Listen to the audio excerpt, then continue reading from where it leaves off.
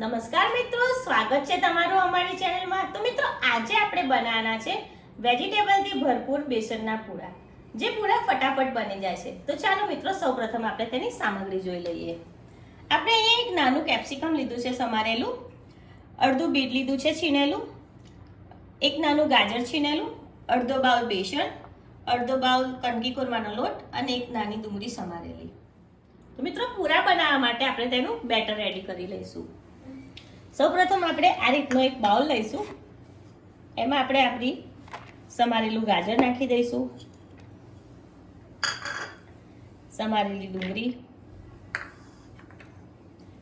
સમારેલું capsicum,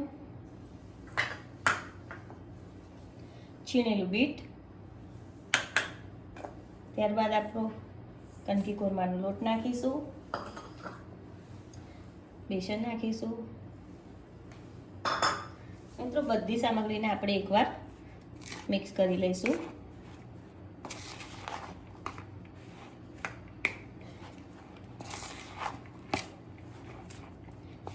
ત્યારબાદ આપણે એમાં મસાલો કરી લઈશું। સૌપ્રથમ આપણે એમાં આદુ મરચાં લસણની પેસ્ટ નાખીશું। મિત્રો પેસ્ટ આપણે 1 ચમચી લીધી છે।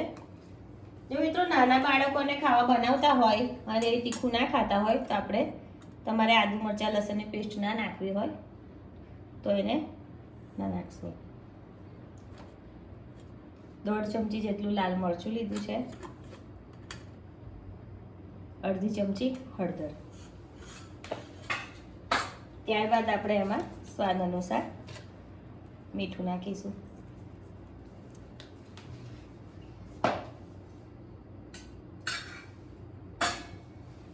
ત્યારબાદ આપણે એમાં થોડું પાણી નાખીને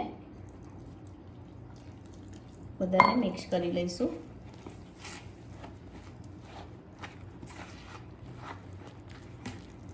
મિત્રો પાણી આપણે થોડું થોડું લેવાનું છે, જેથી આપણું બેટર એકદમ પતલું ના થઈ જાય।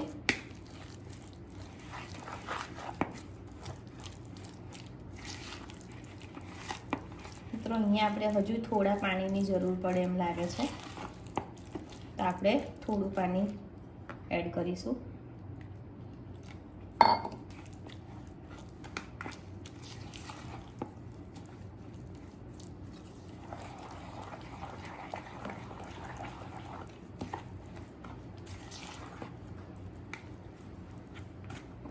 ફરીથી થોડું પાણી લઈ લઈશું।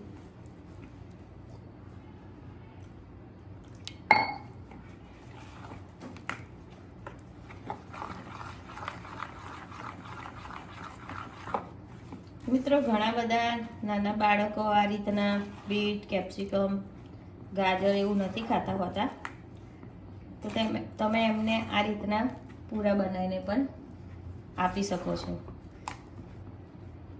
આ પૂરા ખૂબ જ ટેસ્ટી બને છે।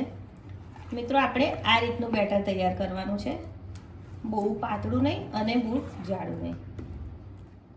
મિત્રો સૌપ્રથમ આપણે ગેસ ચાલુ કરીશું, ત્યારબાદ તેના ઉપર એક તવો લઈશું। તો તવાને આપણે ગરમ થવા દઈશું। મિત્રો આપણો તવો ગરમ થઈ ગયો છે, તો હવે આપણે એમાં થોડું તેલ આ રીતે લગાવી લઈશું।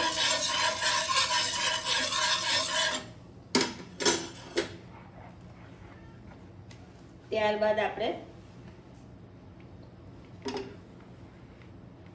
આ રીતે થોડું થોડું બેટર લઈને પૂરા બનાવીશું।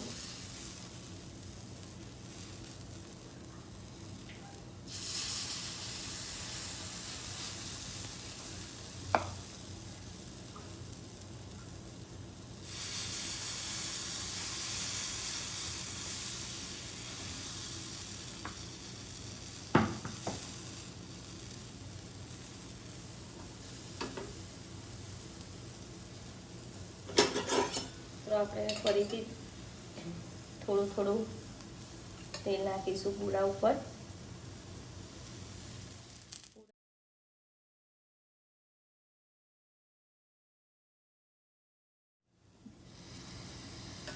મિત્રો 2 મિનિટ થઈ ગઈ છે,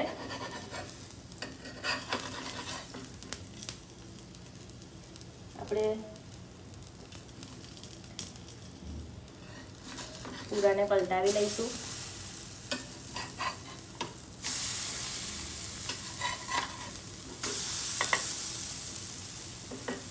તો તમે જોઈ શકો છો પૂરા એક સાઈડથી સરસ રીતે શેકાઈ ગયા છે. આપણે થોડું થોડું તેલ નાખીશું.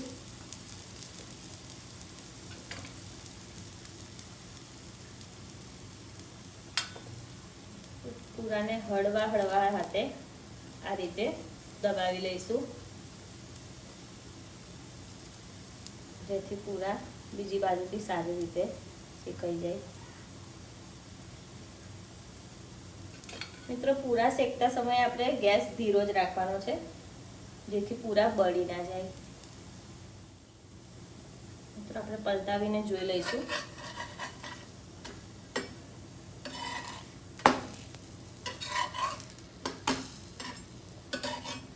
મિત્રો જોઈ શકો છો આપણા પૂરા સરસ રીતે બીજી બાજુથી પણ શેકાઈ ગયા છે.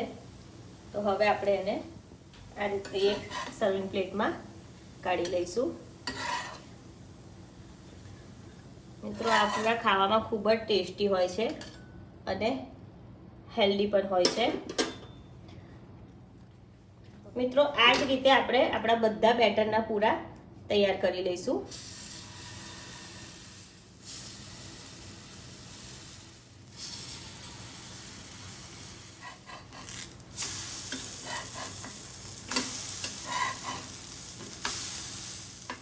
હવે આપણે એને પણ પ્લેટમાં કાઢી લઈશું.